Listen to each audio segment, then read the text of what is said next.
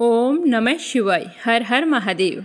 आज सावन मास के कृष्ण पक्ष की द्वितीया तिथि और शनिवार है। शनिवार का दिन भगवान शनि देव और हनुमान जी बाबा को समर्पित है। भगवान भोले शंकर शनि देव के गुरु हैं। शिव जी ने ही शनि देव को न्यायाधीश का पद दिया था और शनि भगवान मनुष्यों के कर्मों के अनुसार उन्हें फल देते हैं। इसीलिए सावन के महीने में जो भी भगवान शिव के साथ साथ शनि देव की उपासना करता है उसको शुभ फल प्राप्त होते हैं। भगवान शिव जी के अवतार पिपलाद, भैरव तथा रुद्र अवतार हनुमान जी की पूजा करने से शनि देव के प्रकोप से मुक्ति मिलती है। सावन का शनिवार बहुत ही महत्वपूर्ण दिन होता है। इस दिन हनुमान जी, शनि देव और भगवान नरसिंह की पूजा करने का विधान है। स्कंद पुराण में कहा गया है कि सावन के शनिवार को इन तीनों देवताओं की पूजा करने से हमें हर तरह की परेशानियों से छुटकारा मिलता है।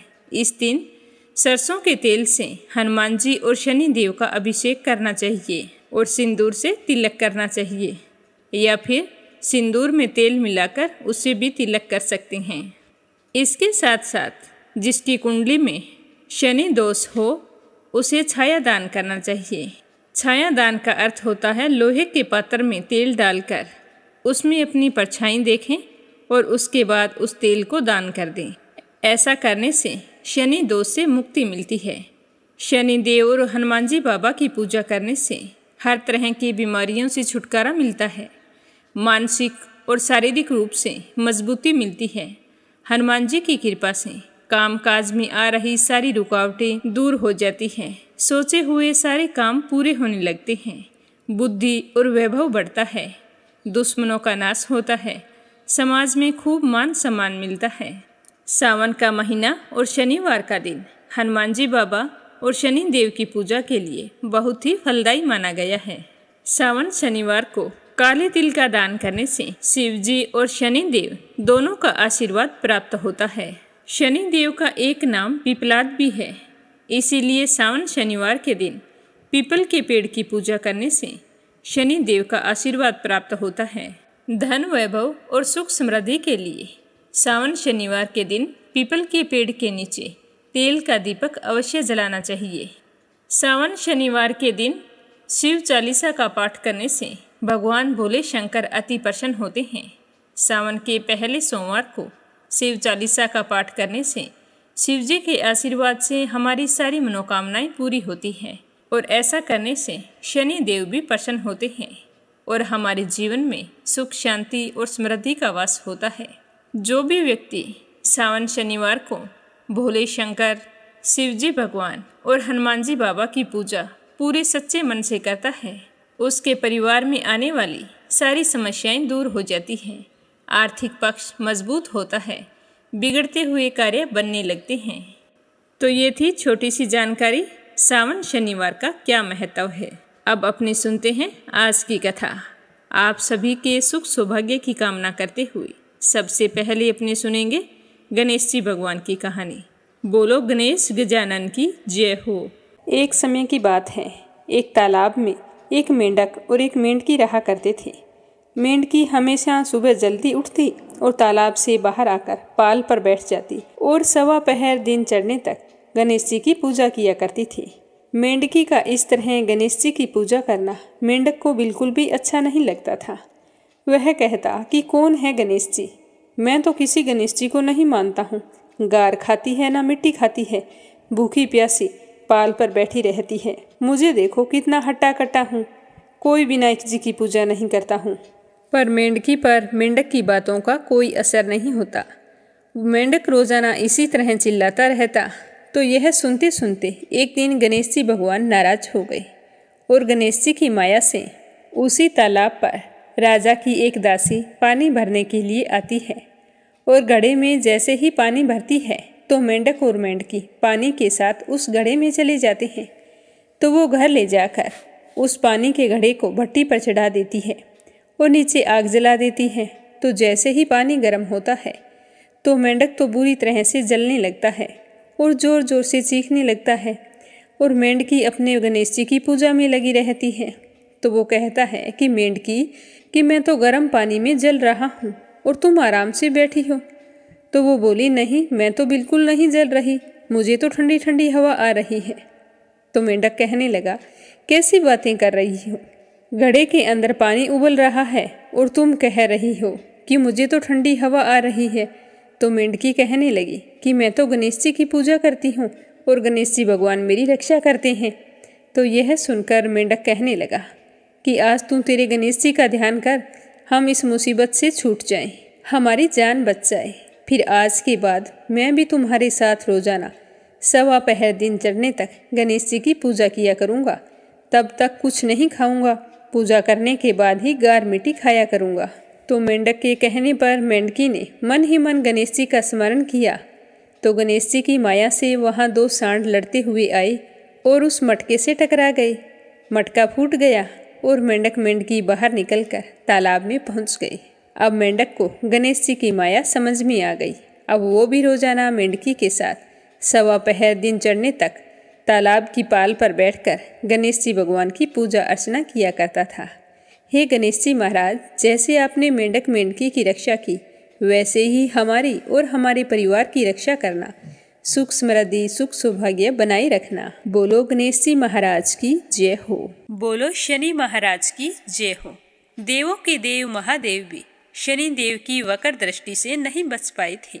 उन्हें भी 7.5 का कष्ट भोगना पड़ा था। शनि देव को कठोर कहा जाता है।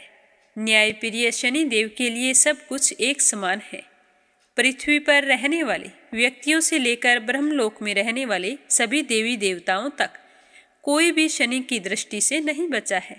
कहते हैं कि भगवान शिव भी शनि देव की 7.5 का शिकार हुए थे। पौराणिक कथाओं के अनुसार एक दिन भगवान शिव कैलाश पर्वत पर बैठे थे, तो उसी समय शनि देव भगवान शिव के पास आए और उन्हें आदरपूर्वक प्रणाम करके कहने लगे कि हे देव, कल मैं आपकी राशि में वक्र दृष्टि से प्रवेश करने वाला हूँ। तो शनि देव की यह बात सुनकर भगवान शिव मुस्कुराए और कहने लगे कि शनि देव, आप कितने समय तक अपनी वक्र दृष्टि मुझ पर बनाए रखेंगे।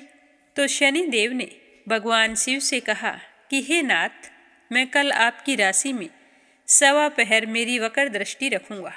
तो भगवान शिव थोड़ा चिंतित हुए और शनि की बात सुनने के बाद इसका उपाय सोचने लगे। फिर सोचते सोचते अगले दिन से पहले ही भगवान शिव मृत्यु लोक में पहुंच गए। वहां पर जाकर हाथी का रूप धारण कर लिया और सोचने लगे कि अब जब उन्हें शनि देव देखेंगे ही नहीं तो भला वक्र दृष्टि मुझ पर कैसे पड़ेगी। फिर इसी तरह हाथी के रूप में ही 1.25 पहर पूरा हो गया। पूरा होते ही उन्होंने वापस अवतार लिया और कैलाश आ पहुँचे। तो कैलाश में भगवान शिव ने शनि देव को उनका इंतजार करते हुए देखा। प्रसन्नचित भाव से उन्होंने शनि से कहा कि आपकी वक्र दृष्टि का मुझ पर कोई भी असर नहीं हुआ। तो भगवान शिव की बात सुनकर शनि देव मुस्कुराए और कहने लगे कि हे देव, आप मेरे गुरु हैं। मेरी दृष्टि से ना तो देव बच पाए हैं और ना ही दानव बच पाए हैं। आप पर मेरी वक्र दृष्टि का असर पड़ा था, इसी वजह से आपको 1.25 पहर तक देवलोक छोड़ना पड़ा था और देव योनि से पशु योनि में समय बिताना पड़ा था। तो हैरान हुए भगवान शिव ने जब ये बात सुनी तो शनि देव को अपने सीने से लगा लिया। बोलो शनि महाराज की जय हो। बोलो भोले शंकर की जय हो। अब अपने सुनते हैं भगवान भोले शंकर की कथा। बोलो शिव गौरी की जय हो। प्रजापति महर्षि कश्यप की कई पत्नियां थीं। उनमें से एक का नाम था दनु। दनु की संतान दानव कहलाई। उसी दनु के बड़े पुत्र का नाम था दंभ। दंभ बहुत ही सदाचारी और धार्मिक प्रवृत्ति का था। अन्य दानवों की भांति उसमें ना तो ईर्ष्या थी और ना ही वह देवताओं से द्वेष रखता था। वह तो विष्णु जी का भगत था और उन्हीं की आराधना किया करता था। लेकिन उसे एक ही चिंता सताती थी कि उन्हें पुत्र की प्राप्ति कैसे होगी, क्योंकि उनके कोई संतान नहीं थी। तो आचार्य शुक्र ने उसे श्री कृष्ण मंत्र की दीक्षा दे दी। तो दंभ ने दीक्षा पाकर पुष्कर में महान अनुष्ठान किया।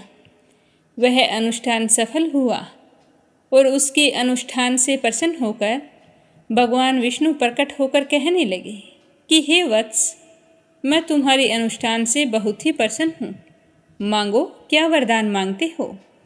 तो दंभ कहने लगा कि हे भगवान, अगर आप मेरी तपस्या से प्रसन्न हैं तो मुझे ऐसा पुत्र दें जो आपका भक्त हो और त्रिलोक विजयी हो, देवता भी उससे युद्ध में जीत ना सकें।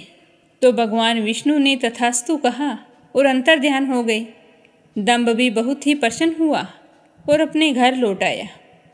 गोलोक में श्री राधा ने श्री कृष्ण पार्षद श्री दामा को असुर होने का श्राप दिया था, तो श्राप के प्रभाव से वही दंभ की पत्नी के गर्भ में आ गया और कुछ समय बाद उसका जन्म हुआ। तो पुत्र के जन्म होने पर दंभ बहुत ही खुश हुआ। उसने अपने पुत्र का नाम शंखचूड़ रखा। जब वह कुछ बड़ा हुआ तो दंभ ने उसे मुनि जेगी विषयों की देखरेख में छोड़ दिया। मुनियों ने उसे शिक्षा दीक्षा दी। अपनी कुमार अवस्था में ही शंखचूड़ पुष्कर में पहुंच गया। उस महान धार्मिक तपसतली में ध्यान मगन रहकर हजारों वर्षों तक पितामह ब्रह्मा जी की तपस्या करता रहा। तो उसकी घोर तपस्या से प्रसन्न होकर पितामह प्रकट हुए और कहने लगे कि वत्स, मैं तुम्हारी तपस्या से बहुत ही प्रसन्न हूँ, मांगो क्या वरदान मांगते हो। तो शंखचूड़ हाथ जोड़कर प्रणाम करके कहने लगा कि पितामह, आप मुझे ऐसा वरदान दीजिए कि मुझे देवता भी पराजित ना कर सके। तो पितामह ने उसके कहे अनुसार वरदान दे दिया और श्री कृष्ण कवच प्रदान करते हुए उसे आदेश दिया कि हे शंखचूड़, तुम बद्री का आश्रम चले जाओ, वहाँ तुम्हारे भाग्य का सितारा उदय होने की प्रतीक्षा कर रहा है।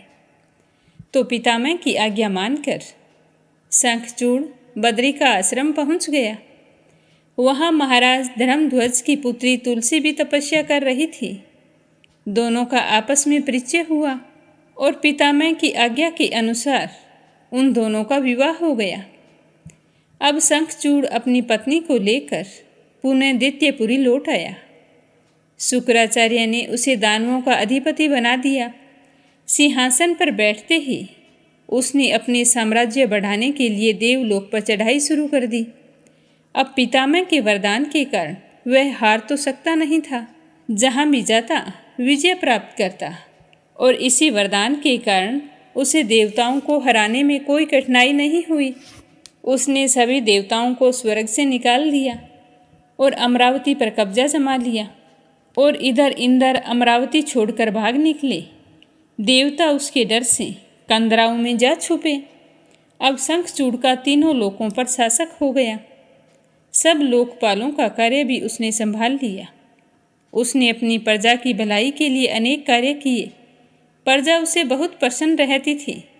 सर्वत्र सुख और शांति थी, क्योंकि शंखचूड़ स्वयं भी श्री कृष्ण भगत था। उसकी प्रजा भी भगवान श्री कृष्ण पर पूरी आस्था रखने लगी। उसके राज्य से अधर्म का नाश हो गया। प्रजा इंद्र और देवताओं को भूलने लगी। जब देवताओं को इस बात का पता चला तो उन्हें बड़ा ही दुख हुआ।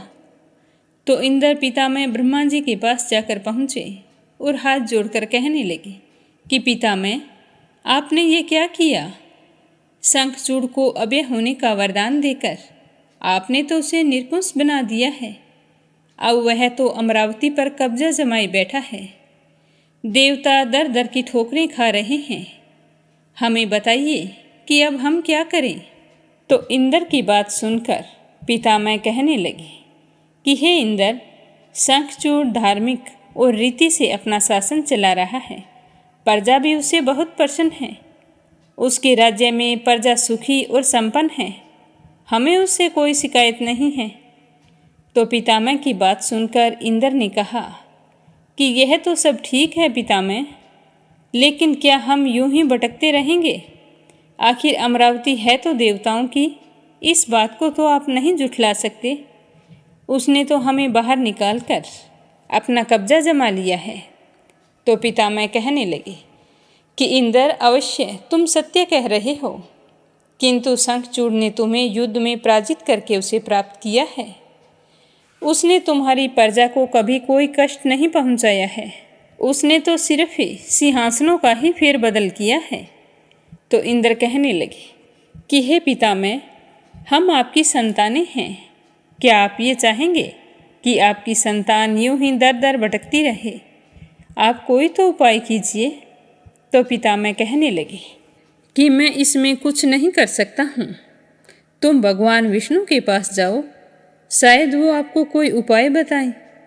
तो वहाँ से निराश होकर इंद्र भगवान श्री हरि विष्णु के पास जा पहुँचे और उनकी स्तुति करके कहने लगे कि हे भगवान, देवता इस समय भारी संकट में हैं और पितामह ने तो अपनी असमर्थता जाहिर कर दी है और कहा है कि मैं आपके पास आऊँ। हे प्रभु, आप ही कुछ कीजिए, अन्यथा संपूर्ण देव जाति नष्ट हो जाएगी। तो श्री हरि विष्णु भगवान इंद्र की बात सुनकर कहने लगे कि पितामह का कहना ठीक है। मैं अकारण शंखचूड़ के संबंधों में हस्तक्षेप नहीं करना चाहता हूँ। उसकी सारी प्रजा कृष्ण भक्त है और कृष्ण मेरा ही प्रतिरूप है। मैं अपने भक्त पर कष्ट होते हुए नहीं देख सकता, लेकिन निराश होने की कोई आवश्यकता नहीं है। तुम भगवान शिव के पास जाओ और उन्हीं से कोई उपाय पूछो, वे अवश्य ही तुम्हारे कष्टों का निवारण करेंगे। तो भगवान श्री हरि विष्णु जी की बात सुनकर इंद्र तो निराश हो गए और बैकुंठ से निकलकर भगवान शिव जी के पास कैलाश पर्वत पर गए और भगवान शिव की स्तुति करके अपने वहाँ आने का कारण बताया। तो भगवान शिव ने इंद्र की सारी बातें ध्यान से सुनी और उसे आश्वासन दिया कि धैर्य रखो इंद्र, तुम्हारा सिंहासन तुम्हें अवश्य प्राप्त होगा। मैं गंधर्वराज चित्ररथ को अभी दूत बनाकर शंखचूड़ के पास भेजता हूँ। तो शिवजी की बात सुनकर इंद्र को कुछ राहत महसूस हुई। फिर शिवजी ने गंधर्वराज चित्ररथ को बुलाया और कहा कि तुम शंखचूड़ की राजधानी जाओ। तो चित्ररथ शिवजी की आज्ञा पाकर शंखचूड़ की राजधानी जा पहुँचा। उस समय शंखचूड़ अपने सिंहासन पर विराजमान था। चित्ररथ ने उसका अभिवादन करने के पश्चात अपने आने का कारण बताया और कहा कि हे दैत्यराज, मैं गंधर्वराज चित्ररथ हूँ और भगवान शिव का एक संदेश लेकर तुम्हारे पास आया हूँ। तो यह सुनकर शंखचूड़ के चेहरे पर आश्चर्य झलक आया। शिव के दूत को सामने पाकर वह सिंहासन से उठ खड़ा हुआ और कहने लगा कि मेरा बड़ा सौभाग्य है जो शिवजी ने मुझे कुछ लायक समझा। आप जल्दी से संदेश बताइए कि भगवान रुद्र ने क्या संदेश भेजा है। तो गंधर्वराज कहने लगा कि दैत्यराज, भगवान शिव का संदेश है कि तुम देवताओं का राज्य उन्हें वापस लौटा दो और उनका अधिकार उन्हें दे दो। भगवान शिव ने देवों को अभय होने का वचन दिया है। तो गंधर्वराज की बात सुनकर शंखचूड़ कहने लगा कि भगवान शिव से मेरा प्रणाम कहना और उनसे कह देना कि शंखचूड़ के हृदय में आपके लिए बहुत ही ज़्यादा श्रद्धा है, परंतु यदि उन्होंने इंद्र के बहकावे में आकर मुझे दंडित करने का निश्चय किया है तो मैं उनकी यह बात नहीं मानूंगा और उनसे भी युद्ध करने के लिए तैयार हो जाऊंगा। तो शंखचूड़ की बात सुनकर चित्ररथ वापस लौट आया और भगवान शंकर को शंखचूड़ का कहा हुआ उत्तर सुना दिया, जिसे सुनकर शिवजी क्रोधित हो गए और अपने गणों को युद्ध करने का आदेश दे दिया। उधर शंखचूड़ ने अपने पुत्र का अभिषेक करके उसे दानव अधिपति बना दिया और अपनी पत्नी से कहने लगा कि मैंने युद्ध स्वीकार कर लिया है। हे देवी, ईश्वर करे कि युद्ध में हमारी विजय हो। अब मुझे अनुमति दो, मेरी सेनाएं युद्ध के लिए तैयार खड़ी है। तो इस तरह शंखचूड़ अपनी सेनाएं लेकर युद्ध भूमि में जा पहुंचा। दोनों सेनाएं गोमत्रक पर्वत के समीप एक दूसरे के सामने आ खड़ी हुई। भगवान शिव ने शंखचूड़ से एक बार फिर पूछा कि वो नादानी ना करे और युद्ध से दूर रहकर उनकी बात मान ले, लेकिन शंखचूड़ ने शिवजी की बात को नहीं माना और फिर दोनों सेनाओं में घनघोर युद्ध छिड़ गया। भगवान शिव और शंखचूड़ आमने सामने डट गए। दोनों में अनेकों अस्त्र शस्त्रों से युद्ध होने लगा। फिर भगवान शिव ने ज्यों ही शंखचूड़ का वध करने के लिए त्रिशूल उठाया तो आकाशवाणी हुई कि देवाधिदेव आप प्रलयंकर हैं, सर्वसमर्थ हैं, किंतु आपको मर्यादा की रक्षा करनी चाहिए। श्रुति की मर्यादा को नष्ट ना करें। जब तक शंखचूड़ के पास श्री हरि का कवच है और जब तक उसकी पतिव्रता पत्नी मौजूद है तब तक उस पर बुढ़ापा भी नहीं आ सकता, मृत्यु आनी तो दूर है। तो आकाशवाणी के समाप्त होते ही शिवजी का त्रिशूल अपने आप रुक गया और उसी समय भगवान विष्णु प्रकट हुए। तो भगवान विष्णु को देखकर शिवजी कहने लगे कि हे भगवान, आपने तो मुझे बहुत बड़े धर्म संकट में डाल दिया है। आप ही ने तो इंद्र को मेरे पास भेजा और जब मैंने उसे अभय करने के लिए युद्ध आरंभ किया तो आपका ही कवच आड़े आ रहा है। अब आप ही कोई उपाय सोचिए। तो श्री हरि विष्णु भगवान कहने लगे कि शंखचूड़ को भी श्राप मिला हुआ है और अब श्राप का समय समाप्त होने वाला है। अब इसे असुर योनि से मुक्त होकर गोलोक जाना होगा। यह कृष्ण भक्त है और कृष्ण मेरा ही प्रतिरूप है, अतः इसे वापिस गोलोक भेज दिया जाएगा।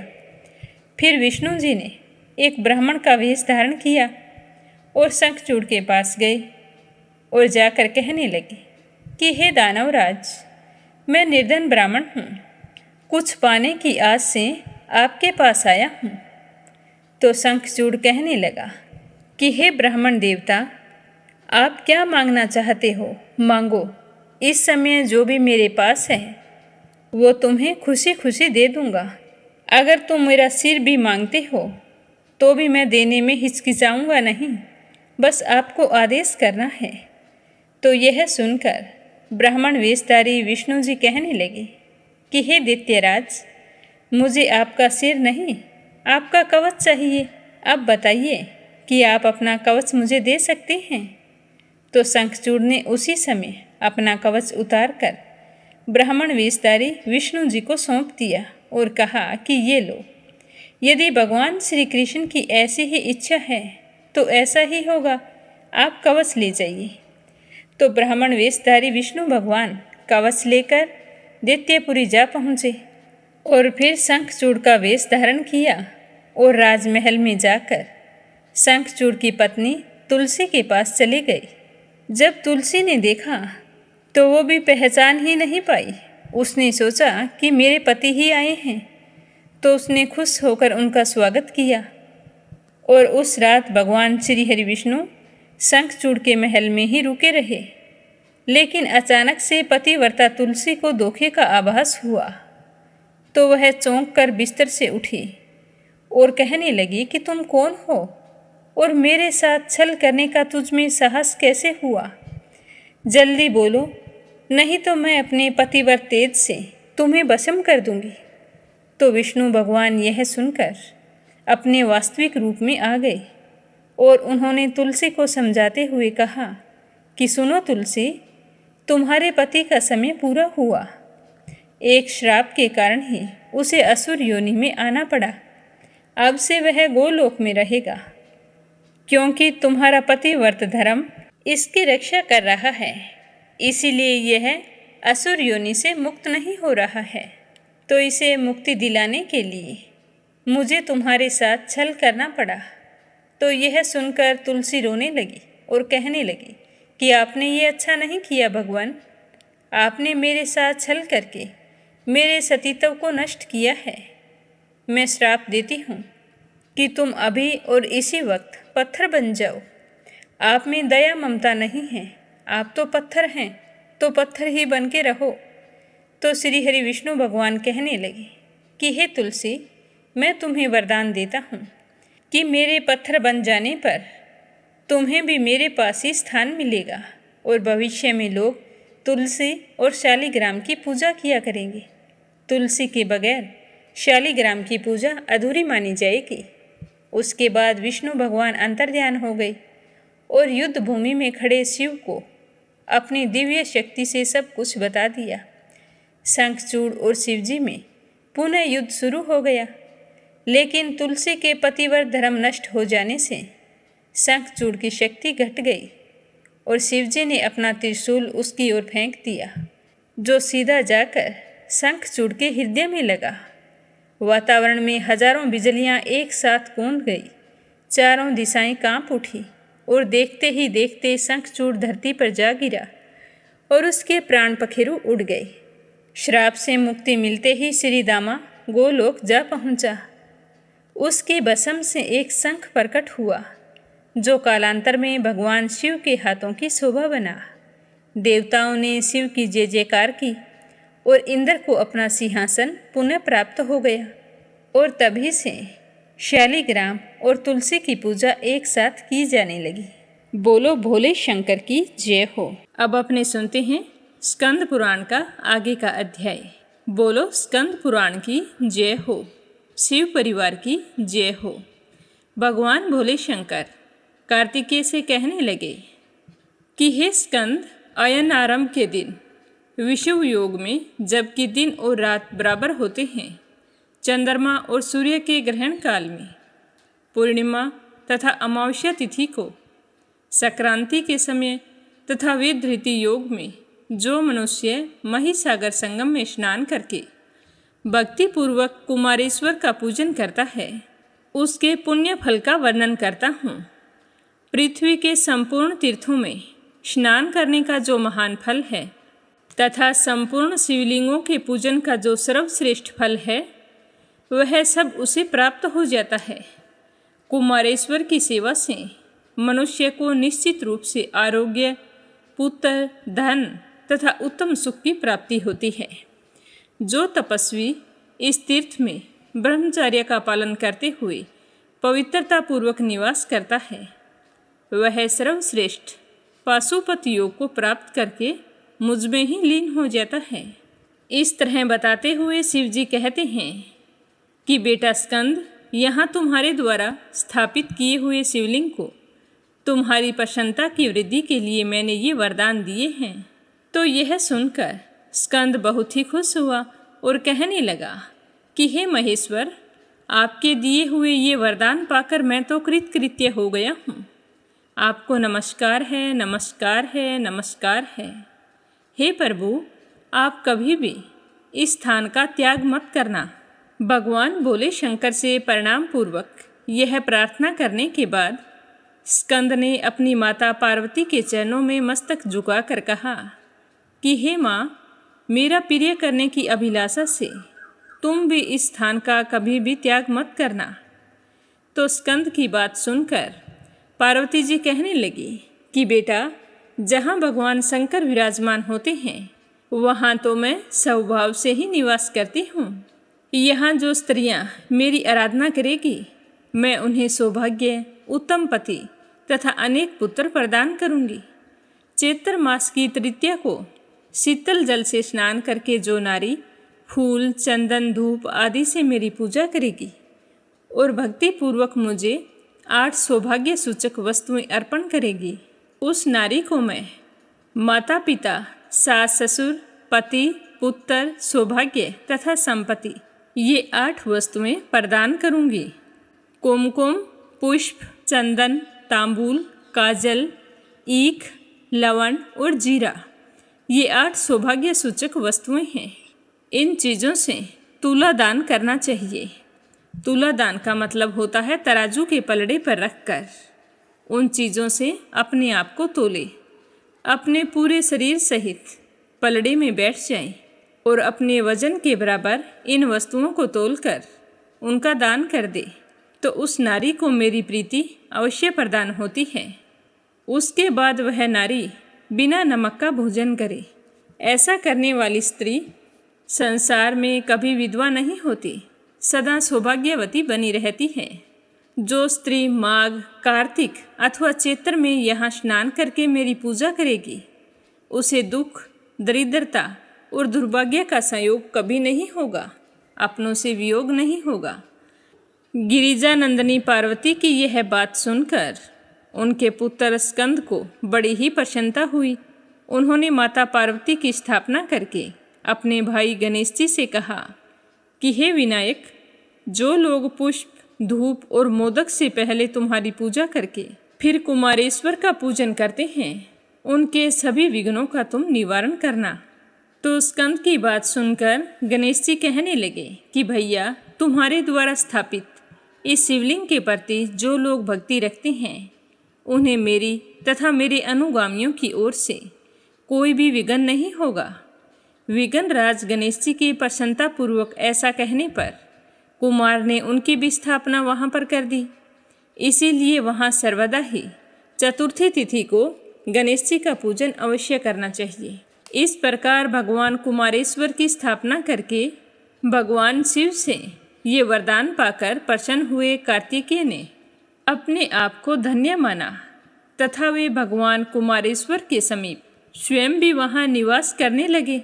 स्वामी कार्तिकेय की यात्रा करने वाले जो लोग इस तीर्थ में निवास करने वाले भगवान शंकर का दर्शन करते हैं, उनकी वह यात्रा सफल होती है और मन की मनोकामना पूर्ण होती है। कार्तिक की पूर्णिमा को कार्तिकेय जी का पूजन करना चाहिए। ऐसा करने से स्कंद स्वामी की यात्रा का जो फल है वह पूर्ण रूप से प्राप्त हो जाता है। स्कंद के 108 नामों का ब्रह्मचर्य पालन पूर्वक पवित्र भाव से 1 मास तक जपने पर मनुष्य सारे संकटों से छुटकारा पा जाता है। इस तरह बताते हुए नारद जी कहने लगे कि हे अर्जुन, यह महिसागर संगम तीर्थ ऐसी ही महिमा वाला है। कुमार के द्वारा कुमारेश्वर की स्थापना हो जाने पर देवताओं ने दोनों हाथ जोड़कर उन्हें प्रणाम किया और फिर कहने लगे कि हे प्रभु, हम आपकी विजय कीर्ति प्रकाशित करने के लिए जल में एक उत्तम स्तंभ डालेंगे और उसके आगे आप विश्वकर्मा के द्वारा बनाए हुए तीसरे शिवलिंग की स्थापना करें। देवताओं के ऐसा कहने पर शिवपुत्र स्कंद ने तथास्तु कहकर उन्हें अनुमति दे दी। तब देवराज इंद्र आदि देवताओं ने प्रसन्न होकर स्वर्ण एवं उत्तम रत्नों से बने हुए एक उत्तम स्तंभ को जल में डालकर खड़ा किया। उस खंबे के चारों ओर रत्नों का चबूतरा बनवाया।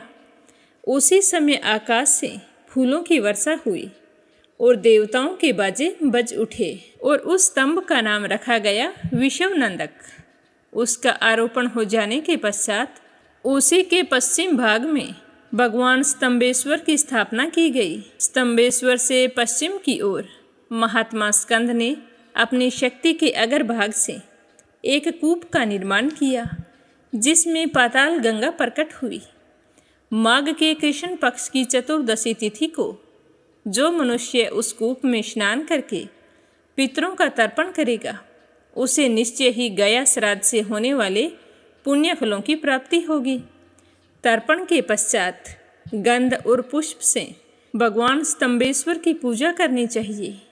ऐसा करने वाला पुरुष वाजपेयी यज्ञ का फल प्राप्त कर लेता है और भगवान शिव के परम धाम में आनंद पूर्वक निवास करता है। जो पूर्णिमा और अमावस्या को महिसागर संगम में श्राद्ध करके स्तंभेश्वर का पूजन करता है, उसके पितर तृप्त होते हैं। तृप्त होकर उत्तम आशीर्वाद देते हैं तथा वह पुरुष सब पापों का नाश करके भगवान रुद्र के लोक में प्रतिष्ठित होता है। यह बात स्वयं भगवान शंकर ने स्कंद की प्रशंसा के लिए पहले ही बताई थी। इस प्रकार स्कंद द्वारा स्थापित किए हुए चौथे उत्तम लिंग को सब देवताओं ने प्रणाम किया और उनके इस कार्य की खूब प्रशंसा की। इस प्रकार भगवान शंकर के पुत्र स्कंद द्वारा पृथ्वी पर स्थापित किए हुए उन शिवलिंगों का दर्शन करके विष्णु, ब्रह्मा और इंद्र आदि देवता आपस में इस प्रकार कहने लगे कि ये कुमार तो धन्य है, जिसने परम दुर्लभ महिसागर संगम में 4 शिवलिंग स्थापित किए हैं। हम लोग भी यहाँ आत्म शुद्धि के लिए भगवान शंकर और कुमार कार्तिकेय की प्रसन्नता के लिए, सत्कर्म का अनुष्ठान करने के लिए तथा अपने परम लाभ के लिए शिवलिंगों की परंपरा स्थापित करें। आपस में ऐसी सलाह करके सबने भगवान महेश्वर से आज्ञा प्राप्त की। तो भगवान सदाशिव देवताओं की मनसा जानकर बहुत ही प्रसन्न हुए और उन्हें इसके लिए आज्ञा दी। तो आज्ञा मिल जाने पर देवताओं को बड़ी ही प्रसन्नता हुई। उन्होंने साक्षात पितामह के द्वारा बनाए हुए एक उत्तम शिवलिंग को एकांत स्थान में स्थापित किया, जिसका प्रयोजन सिद्ध हो चुका था। ऐसे ब्रह्मा आदि देवताओं ने उस लिंग की स्थापना की, इसीलिए उसका नाम सिद्धेश्वर रखा गया। फिर सब देवताओं ने मिलकर एक उत्तम सरोवर की खुदाई की। फिर सबने मिलकर उसे समस्त तीर्थों के उत्तम जल से उस जलाशय को भर दिया।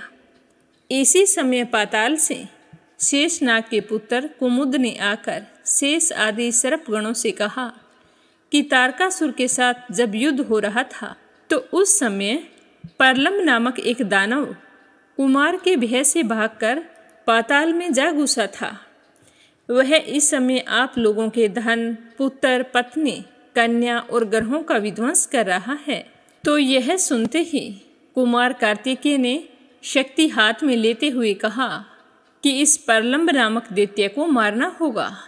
ऐसा संकल्प करके उसे पाताल की ओर छोड़ दिया।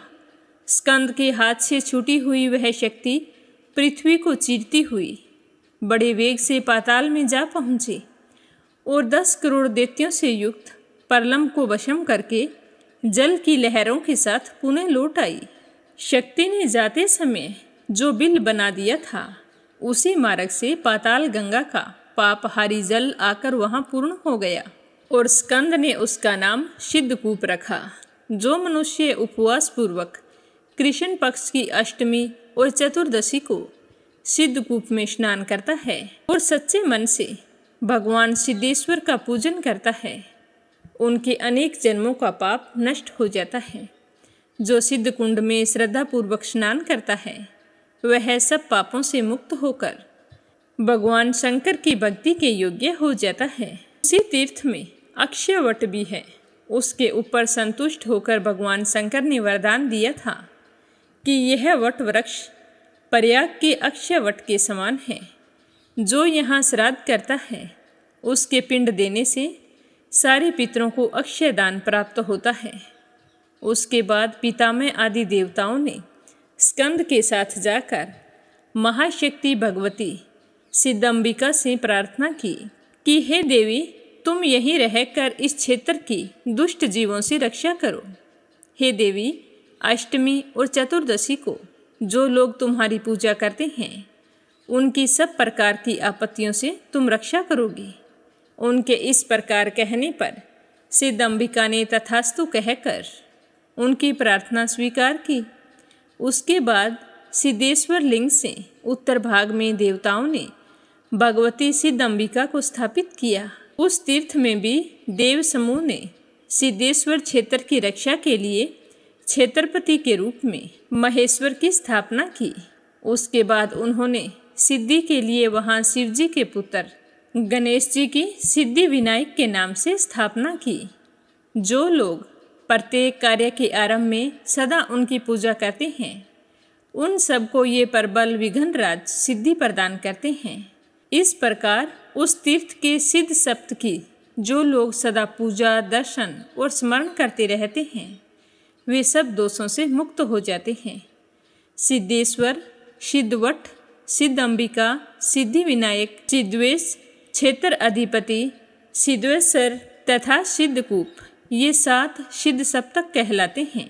इसके संबंध में देवताओं ने भी ये गाथा गाई है कि जो मनुष्य सिद्धलिंग का पूजन करेगा, उसके द्वारा हम सब देवता यज्ञ, जप, स्तोत्र और तपस्या द्वारा संतुष्ट किए हुए के समान हो जाएंगे। इतना कहकर सारे देवता बड़े ही खुश हुए और स्कंद के साथ उस क्षेत्र से चले गए। स्कंद ने मारुत स्कंद नाम से प्रसिद्ध सप्तम स्कंद को प्रस्थान किया।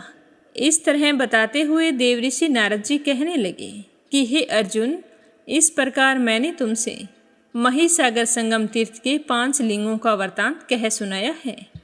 हे कुंती नंदन, सृष्टि के पहले यहाँ सब कुछ अव्यक्त और प्रकाश शून्य था। उस अव्यकृत अवस्था में प्रकृति और पुरुष ये दो अजन्मा जन्म रहित एक दूसरे से मिलकर एक हुए। यह हम सुना करते हैं कि उसके बाद अपने स्वरूपभूत स्वभाव और काल की प्रेरणा होने पर पुरुष के इक्षण से क्षोभ को प्राप्त हुई, प्रकृति से महतत्व की उत्पत्ति हुई। फिर महतत्व में विकार आने पर अहंकार प्रकट हुआ। मुनियों ने उस अहंकार को सात्विक, राजस और तामस भेद से 3 प्रकार का बतलाया।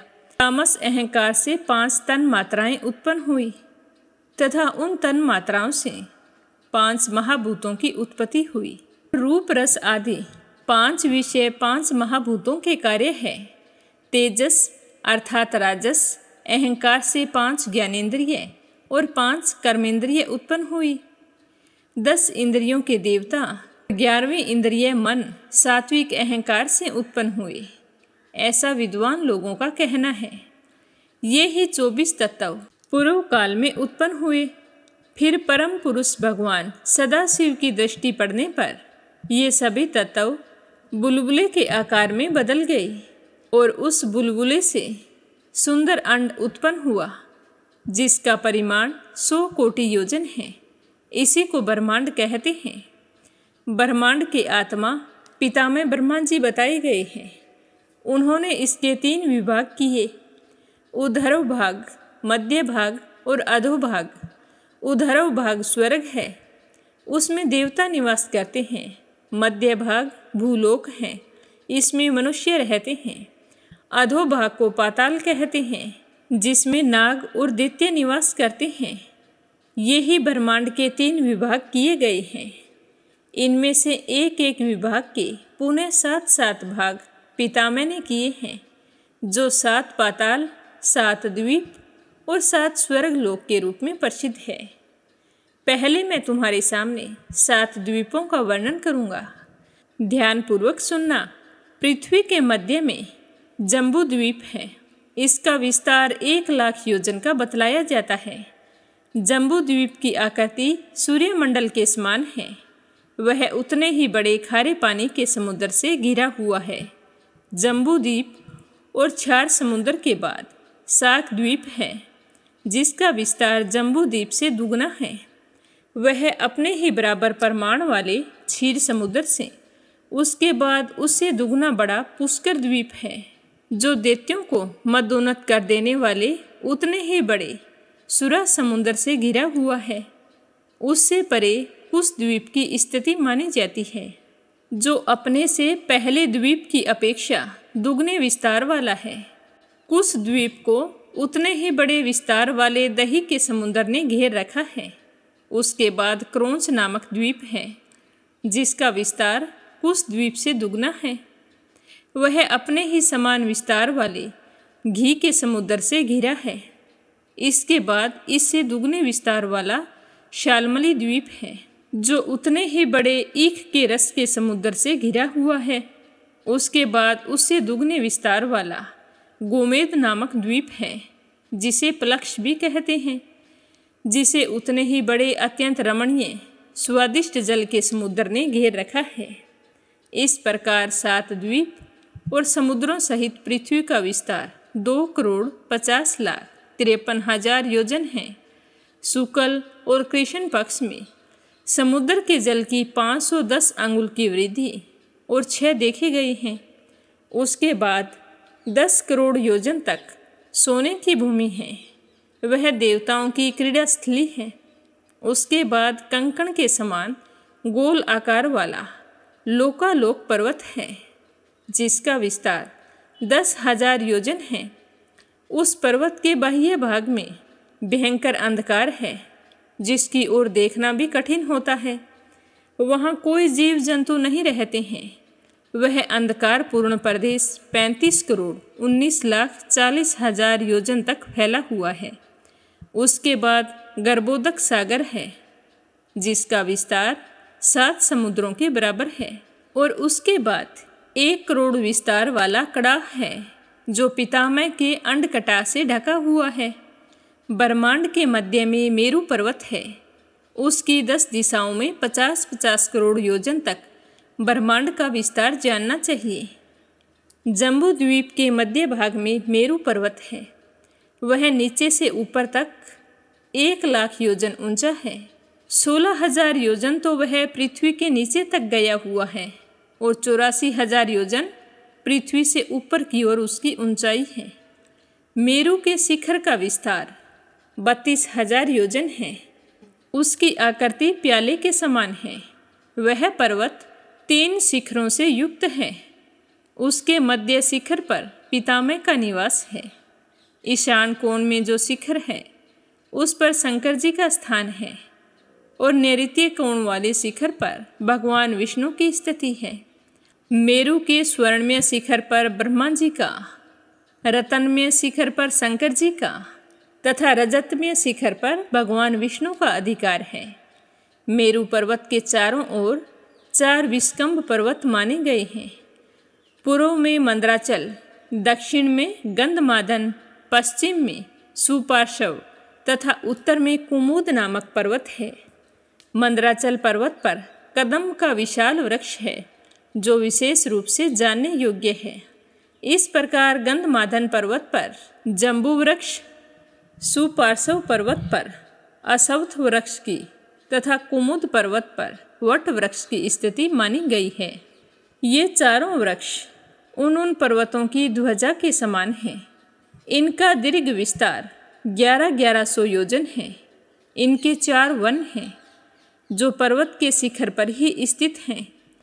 पूर्व में नंदन वन, दक्षिण में चेतरथ वन और पश्चिम में वेभराज वन तथा उत्तर में सर्वतोभद्र नामक वन है। इन्हीं 4 वनों में 4 सरोवर भी हैं। पूर्व में अरुणोद सरोवर, दक्षिण में मान सरोवर, पश्चिम में शीतोद सरोवर तथा उत्तर में महाहर्द नामक सरोवर है। ये विस्कंभ पर्वत 25-25 हजार योजन ऊंचे हैं। इनकी चौड़ाई भी 1000 योजन मानी गई है। इनके अलावा वहाँ और भी बहुत सारे केसर पर्वत हैं। मेरुगिरी के दक्षिण दिशा में निषद, हेमकूट और हिमवान, ये 3 मर्यादा पर्वत हैं। इनकी लंबाई 1,00,000 योजन और चौड़ाई 2000 योजन है। मेरु के उत्तर में भी 3 मर्यादा पर्वत हैं, नील, श्वेत और श्रृंगवान। मेरु से पूर्व माल्यवान पर्वत है और मेरु के पश्चिम में गंधमादन पर्वत है। ये सभी पर्वत जमद्वीपों में चारों ओर फैले हुए हैं।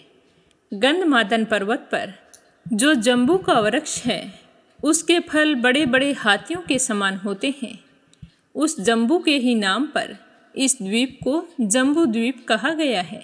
पूर्व काल में स्वयंभू नाम से प्रसिद्ध एक मनु हो गए हैं। वे ही आदि मनु और प्रजापति कहे गए हैं। उनके 2 पुत्र हुए, प्रियव्रत और उत्तानपाद।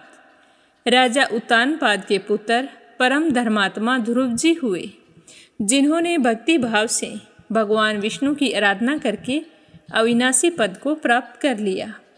राज ऋषि प्रियव्रत के 10 पुत्र हुए, जिनमें से 3 तो संन्यास ग्रहण करके घर से निकल गए और परब्रह्मा परमात्मा को प्राप्त हो गए, और शेष 7 द्वीपों में उन्होंने अपने 7 पुत्रों को प्रतिष्ठित किया। राजा प्रियव्रत के ज्येष्ठ पुत्र अग्निधर जम्बू द्वीप के अधिपति हुए। उनके 9 पुत्र जम्बू द्वीप के 9 खंडों के स्वामी माने गए हैं। वे 9 खंड आज भी उन्हीं के नाम से विख्यात हैं। प्रत्येक खंड का विस्तार 1000 योजन है। मेरु के चारों ओर गंधमादन तथा माल्यवान के बीच में स्वर्णमय भूमि से सुशोभित भूभाग है। उसे इलावृत वर्ष कहते हैं। माल्यवान पर्वत से लेकर समुद्र पर्यंत भद्रासव वर्ष कहलाता है। गंधमादन से समुद्र तक की भूमि को केतुमाल वर्ष कहा गया है। श्रृंगवान पर्वत से आरंभ करके सागर तक के भूखंड को कुरु वर्ष कहते हैं। श्रृंगवान और श्वेत पर्वत के बीच का भाग हिरण्यमय वर्ष कहलाता है। नील और श्वेत पर्वत के बीच में रम्यक वर्ष है।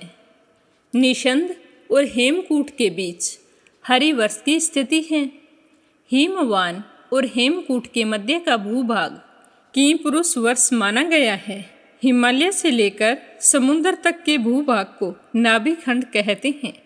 नाभि और कुरु ये दोनों वर्ष धनुष की सी आकृति वाले हैं। इनमें हिमवान और श्रृंगवान पर्वत प्रत्यंचा के स्थान पर स्थित बताए जाते हैं। नाभि के पुत्र ऋषभ हुए और ऋषभ से ही भरत का जन्म हुआ, जिनके नाम पर इस देश को भारतवर्ष भी कहा जाता है। हे अर्जुन, यहाँ धर्म, अर्थ, काम और मोक्ष चारों पुरुषार्थों का उपार्जन होता है। भारतवर्ष के सिवा अन्य सारे द्वीपों और वर्षों में केवल भोग भूमि है। शाक द्वीप में 1 योजन विस्तार वाले शाक वृक्ष हैं। उसी के नाम से उस वर्ष को शाक द्वीप कहा जाता है। राजा प्रियव्रत के पुत्र मेधातिथि उस द्वीप के अधिपति हैं।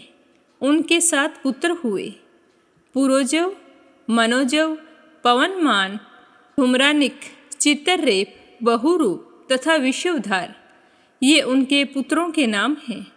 इन्हीं नामों से प्रसिद्ध वहाँ 7 खंड हैं।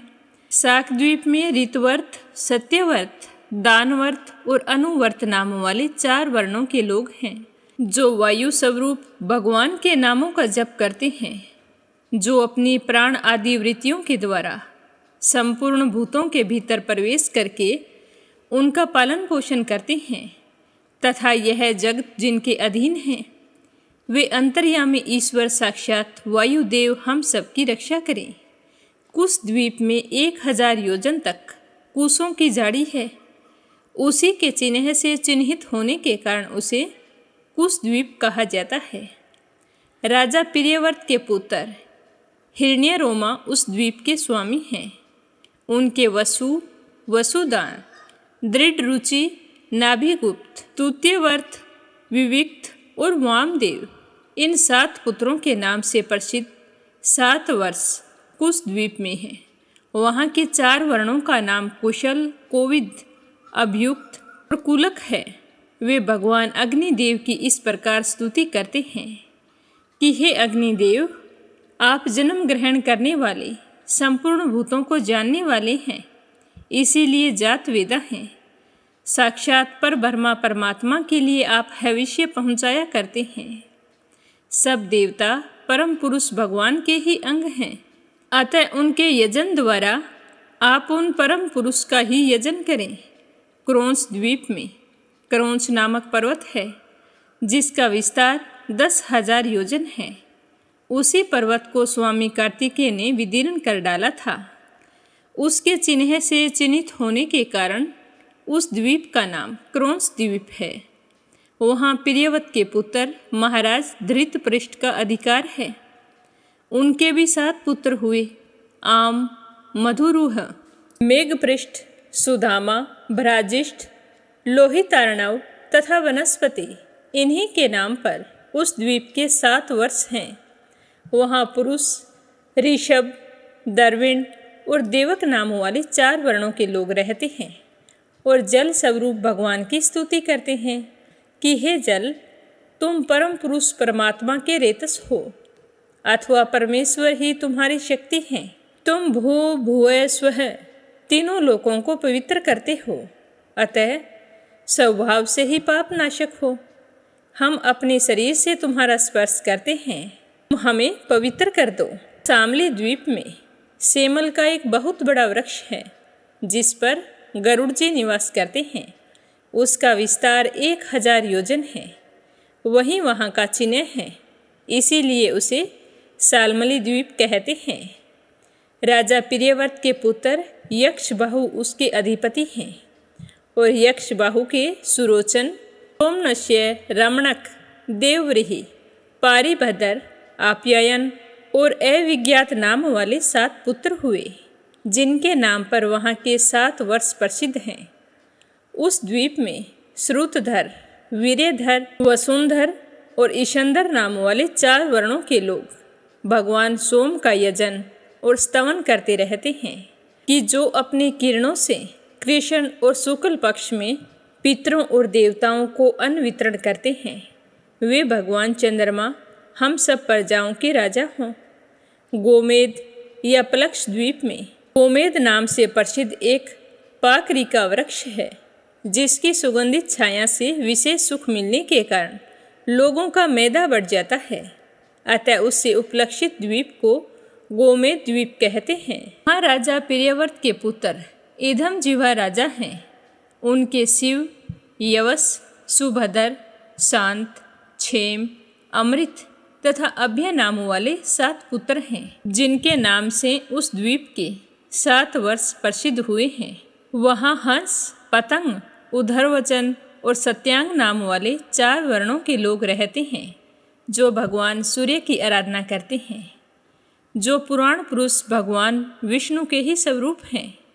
सत्य, ऋत, वेद, अमृत तथा मृत्यु के भी आत्मा हैं। उन भगवान सूर्य की हम शरण लेते हैं। पुष्कर द्वीप में 1000 योजन तक विस्तार वाला स्वर्णमय कमल देदीप्यमान होता है, जिसके लाखों स्वर्णमय दल शोभा पाते हैं। ये वहाँ का चिन्ह है, इसीलिए उसे पुष्कर द्वीप कहते हैं। राजा प्रियव्रत के पुत्र वितिहोत्र वहाँ के अधिपति हैं। वितिहोत्र के 2 ही पुत्र हैं, रमणक और धातकी। इन्हीं के नाम से उस द्वीप के 2 खंड प्रसिद्ध हैं। इन दोनों खंडों के मध्य भाग में मानसोतर नामक पर्वत है, जिसकी आकृति कंगन के समान है। उसी के ऊपर भगवान भास्कर भ्रमण करते हैं। वहाँ वर्ण विभाग नहीं है, सब समान है और केवल पितामह ब्रह्मा जी का ही चिंतन करते रहते हैं। वे इस प्रकार प्रार्थना करते हैं कि जो सुप्रसिद्ध कर्म फल स्वरूप हैं, साक्षात ब्रह्मा में जिनकी स्थिति है, सब लोग जिनका पूजन करते हैं, तथा जो एकांतनिष्ठ, अद्वितीय एवं परम शांत हैं, उन भगवान ब्रह्मा को नमस्कार है। पुष्कर द्वीप के निवासियों में क्रोध और मात्सर्य नहीं होता, पुण्य और पाप की भी प्रवृत्ति नहीं होती। उनकी आयु 10,000 वर्ष से लेकर 20,000 वर्ष तक की होती है। वे लोग जप करते रहते हैं और देवताओं की भांति अपनी पत्नियों के साथ विहार किया करते हैं। इस तरह बताते हुए देव ऋषि नारद जी कहते हैं कि हे अर्जुन, अब मैं तुम्हें ऊपर के लोकों की स्थिति बतलाऊंगा, तुम एकाग्रचित्त होकर सुनते रहो। तो आज की कथा को अपने यहीं पर विराम देते हैं और कल की कथा में सुनेंगे 9 ग्रहों की स्थिति, ऊपर के 7 लोकों का वर्णन, वायु के 7 स्कंद, 7 पाताल, 21 नरक, ब्रह्मांड कटा और काल मान आदि का निरूपण। तो श्रद्धा भाव से सुनते रहिए। भगवान भोले शंकर का आशीर्वाद आप पर हमेशा बना रहे। बोलो स्कंद पुराण की जय हो, शिव परिवार की जय हो। अब अपने सुनते हैं लप्सी और तपसी की कहानी। बोलो लप्सी तपसी की जय हो। बहुत पुराने समय की बात है। एक गांव में एक ब्राह्मण परिवार रहा करता था। उसमें पति पत्नी के अलावा उनके 2 बच्चे थे। एक बेटा था, एक बेटी थी। ब्राह्मण दंपति बहुत ही सरल स्वभाव के थे। समय मिलने पर प्रभु का स्मरण किया करते थे।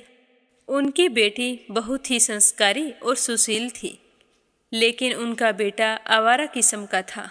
वह कोई काम धाम नहीं करता और ना ही कभी अपने माँ बाप का कहना मानता था। समय के साथ दोनों बहन भाई बड़े हो गए। बहन की शादी कर दी गई, पर भाई का वही हाल था। उसके माँ बाप ने उसे समझाया कि बेटा, अब हम वृद्ध हो चले हैं, तुम कोई काम किया करो। लेकिन उस पर उनकी बातों का कोई असर नहीं होता था। तो एक दिन ब्राह्मणी अपने पति से कहने लगी कि स्वामी, आप बिल्कुल काम छोड़ दीजिए। जब घर में कुछ भी नहीं होगा तो यह अपनी जिम्मेदारी समझेगा और काम पर लग जाएगा। तो ब्राह्मण ने दूसरे दिन से काम पर जाना छोड़ दिया। तो यह देखकर उनके बेटे ने कोई काम नहीं किया और चोरी करने चला गया। आते जाते राहगीरों को लूट लेता और उसी से अपने घर का गुजारा किया करता था। तो उसकी लूटने और चोरी करने की आदत से सारे गांव वाले उसे लप्सी कहने लगे। तो लप्सी की इस हरकत से उसके माँ बाप बहुत ही दुखी रहते थे, पर वह किसी की सुनने के लिए तैयार नहीं था।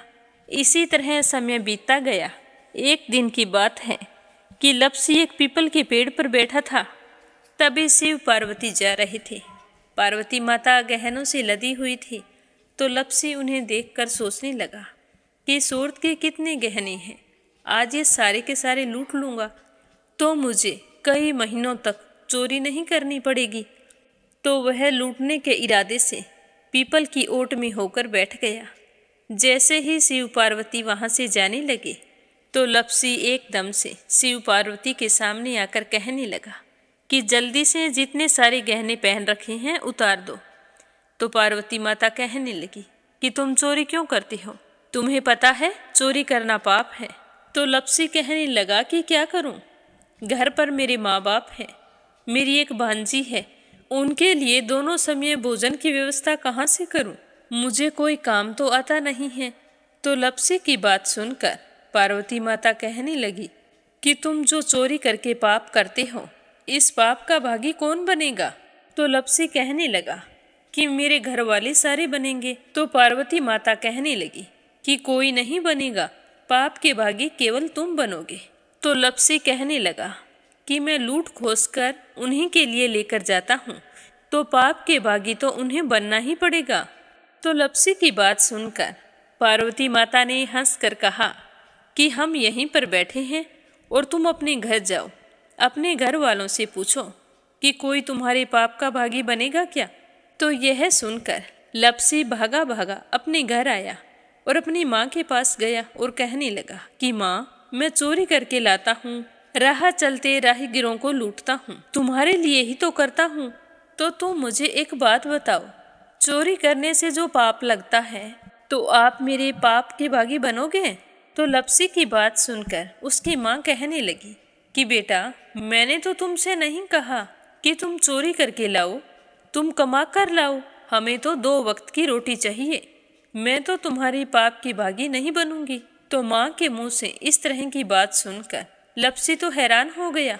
फिर वह अपने पिताजी के पास गया और जाकर कहने लगा कि पिताजी, मैं जो कुछ भी लूट खोस के लाता हूँ वो आपके लिए ही तो लाता हूँ। देखो मैंने लूट कर कितना धन इकट्ठा कर लिया है, कितने ऐशो आराम है तुम्हारे। अगर मैं चोरी नहीं करता तो क्या ये सब हमें मिलता। पिताजी, मैं तुमसे एक बात पूछता हूँ कि चोरी करने से पाप लगता है, तो उस पाप में आप मेरे भागीदार बनोगे क्या। तो लप्सी की बात सुनकर उसके पिताजी कहने लगे कि बेटा, मैंने नहीं कहा कि तुम चोरी करके लाओ, तुम कमा कर लाओ, मैं तुम्हारे पाप का भागी नहीं बनूंगा।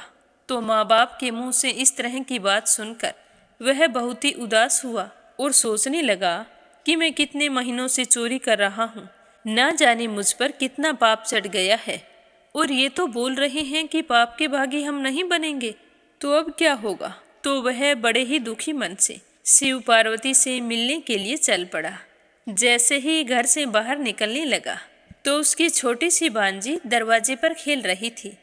उसे पता नहीं था कि पाप पुण्य क्या होता है, तो वो कहने लगी कि मामा, पाप की भागी मैं बनूंगी। तो उसके इस तरह कहते ही लप्सी ने उसे गोद में उठाया और चल पड़ा। शिवजी भगवान और पार्वती माता के पास जाकर कहने लगा कि घर वालों ने पाप का भागी बनने से मना कर दिया है और एक यही है जो पाप की भागी बनने को तैयार है।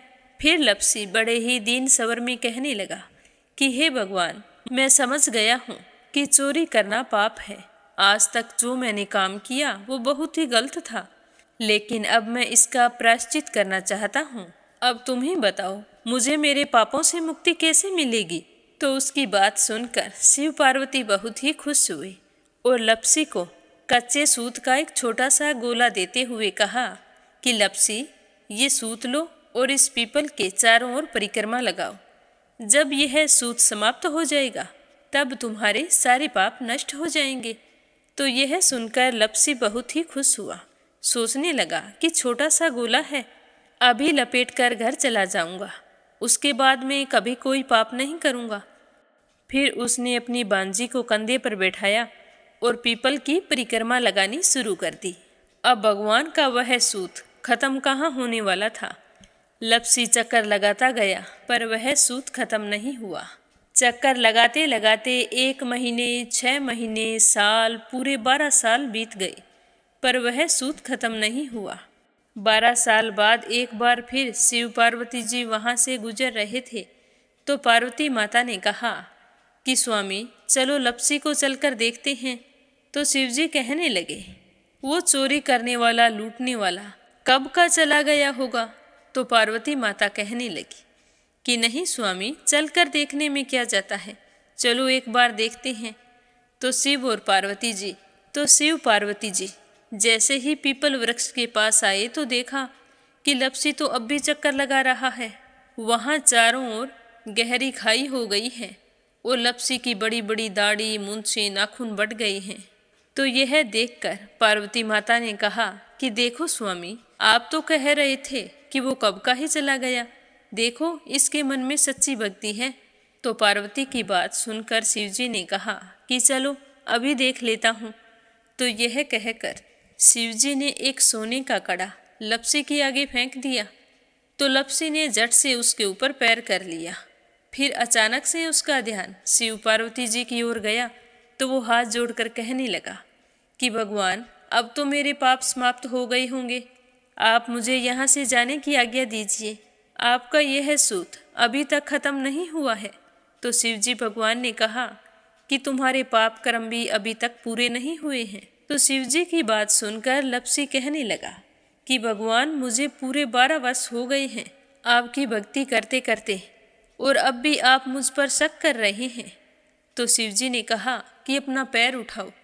तो जैसे ही लपसी ने अपना पैर उठाया तो उसके पैर के नीचे सोने का कड़ा था। तो यह देखकर लपसी शर्मिंदा हो गया और कहने लगा कि प्रभु, गलती हो गई, मुझे माफ़ करो, आगे से मैं ऐसी गलती कभी नहीं करूँगा। तो शिवजी कहने लगे कि नहीं लपसी, तुम्हारा पाप ऐसे पूरा नहीं हो सकता, अब तुम्हें 12 वर्ष तक और इसी तरह परिक्रमा करनी होगी, उसी के बाद तुम्हारे पाप समाप्त होंगे। यह कहकर शिव पार्वती वहाँ से चले गए और वह फिर से पीपल के पेड़ की परिक्रमा करता रहा।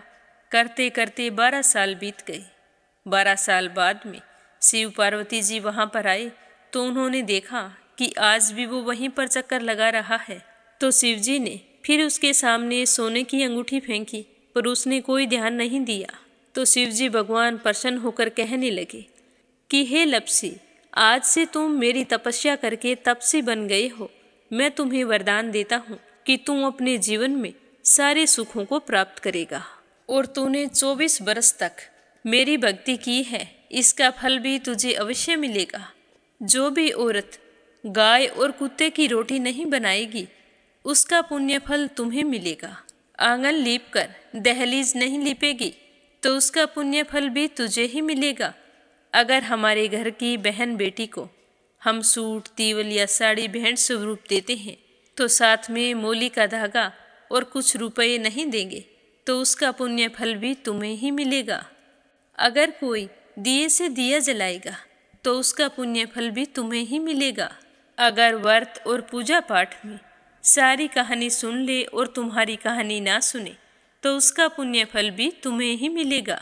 कहा जाता है कि तभी से सुबह पहली रोटी गाय की और सुबह की अंतिम रोटी छोटी बनाई जाती है और शाम को अंतिम रोटी बड़ी बनाई जाती है जो कुत्ते की होती है। और दिए से दिया भी नहीं जलाया जाता और घर की बहन बेटियों को सूट और तीवल के साथ भेंट स्वरूप कुछ रुपए भी जरूर दिए जाते हैं। और उसी दिन से हर व्रत कथा के बाद में लपसी तपसी की कहानी जरूर सुनी जाती है। और कथा समाप्त होने पर कहा जाता है कि लपसी का फल लपसी को मिले, तपसी का फल तपसी को मिले। हमारी पूजा पाठ का, हमारे व्रत का और हमारी कहानी का पुण्य फल हमें मिले। बोलो लपसी तपसी की जय हो। तो ये थी लपसी और तपसी की कहानी। लपसी तपसी 2 भाई नहीं थे। लपसी और तपसी एक ही आदमी का नाम था। लूट कर लाता था, इसीलिए उसे लपसी के नाम से पुकारते थे और फिर भगवान की तपस्या करने के कारण उसे तपसी के नाम से जाना जाने लगा। बोलो लपसी तपसी की जय हो। अब अपने सुनते हैं कथा सुनने वाले प्यारे श्रोताओं के नाम। आज का पहला कमेंट संजय, सोनिया, हिताक्षी, दीपेश, मयंक हरियाणा से। दूसरा है परमेश्वरी रघुवीर सिंह दिल्ली से। और तीसरा है सरला रानी करणपुर से। संजय, सोनिया, हिताक्षी, दीपेश, मयंक हरियाणा से, आरती खैरावर अगरखर से, रुक्मणी शर्मा अम्बाला से, रवि सैनी सीमा सैनी मलियाना से, अपराजिता मीना श्रीवास्तव नेपाल से, आशा शर्मा विष्णु ज्योति अंशु भीलवाड़ा से, UN तिवारी इंदिरा तिवारी लखनऊ से, देवी सिंह कार्तिक पायल सौम्या उमा रघुवंशी गजबा सौदा से, श्रीमती शर्मा अलीगढ़ से, मोनिका नागर तिगांव से, शीला सिन्हा मीरा श्रीवास्तव ममता श्रीवास्तव माला छम्मा जौनपुर से, सीमा जोशी रवि कुमार जोशी दिल्ली से, श्यामवती सुषमा हरियाणा से, श्रीचंद यादव गया बिहार से,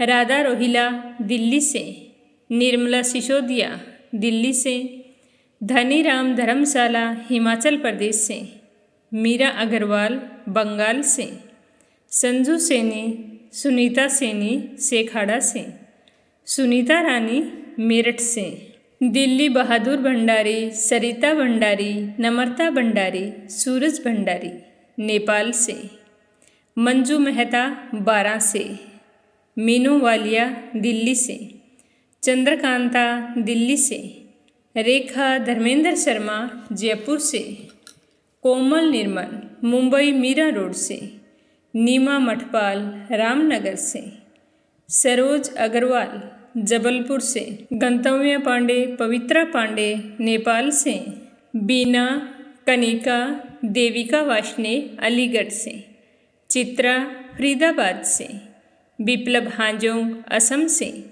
गीता गोस्वामी सुनीता गोस्वामी मेरठ से, सरला रानी करनपुर से, शारदा नरेला दिल्ली से, अनिल तिहरी करनाल से, बीनू मेहरा दिल्ली से, मंजुला कपूर पंजाब से, सुदेश नागपाल करनाल से, शोभा कुंवर पुरोहित अहमदाबाद से, दीपिका यादव रायपुर से, हेमा दवे मुंबई से, राजकुमार गौड़ दिल्ली से, अनीता कमला देवी भीलवाड़ा से, सुनीता गोयल उत्तराखंड से, कमलेश भल्ला जम्मू से, रामवती देवी जगवीर सिंह रवि कुमार राहुल कुमार अनुज कुमार रुद्र कुमार ज्योति वंदना भावना आराध्या आन्या अविका तोलू मोलू मेरठ से, निर्मला पांचाल करनाल से, संजीव कंसल कविता कंसल हितेश कंसल आरुष कंसल रानी कंसल मुजफ्फरनगर से, शकुंतला पंगल भिवानी से, नीलम जायसवाल हैदराबाद से, सरला गुप्ता दिल्ली से, रजनी बड़ोला उत्तराखंड से, उषा जांगिड़ सोजत सिटी से, रानी साख्य मंजू चौधरी भीलवाड़ा से, बीना कालड़ा आगरा से, गीता सैनी करनाल से। आपने पूछा है कि सोमवार का व्रत रखूंगी। केले और समी के चावल के बारे में आपने पूछा है, तो पूरी बात आपने बताई नहीं है।